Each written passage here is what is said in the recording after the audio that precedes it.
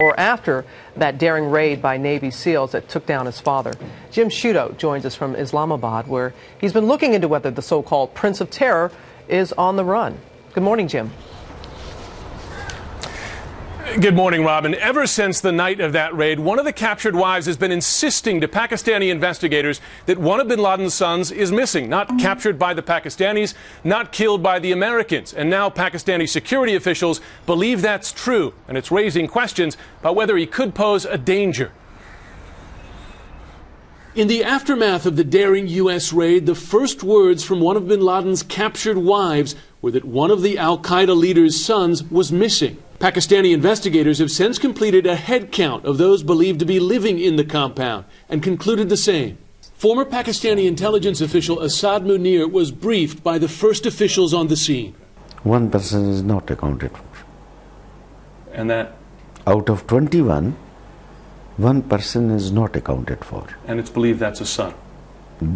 I believe that he is his son. Pakistani security officials say that could mean the son was away from the compound at the time of the raid or escaped in the midst of the confusion, a possibility U.S. officials dismiss.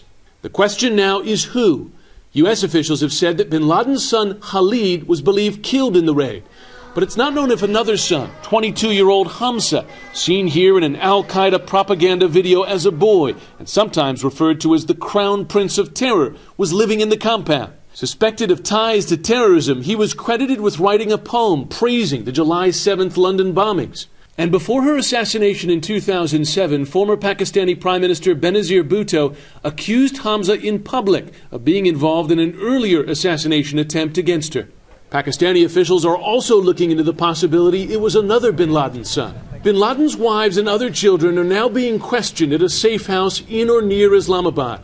And they're providing their own treasure trove of intelligence. Used in the compound. U.S. officials have requested their own chance to interrogate the women, but so far still haven't been granted. Son, 30-year-old Omar, says he left his father in disgust the year before the 9/11 attacks. But he told ABC News recently he still cared for him. I still love them so much and with all my heart. In written statements today, Omar and other family members condemned the U.S. raid that killed bin Laden, calling it an assassination of an unarmed man in violation of international law. The bin Laden family also called for the release of the 3 bin Laden wives who all lived under the same roof in the Pakistan compound. The U.S. is seeking to interrogate them, Amal the youngest, along with Kareya and Siham.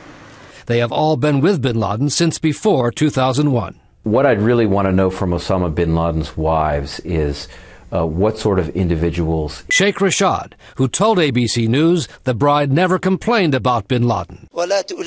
Amal has never made him upset, the cleric told us, with reprisal or guilt for not offering her a better lifestyle.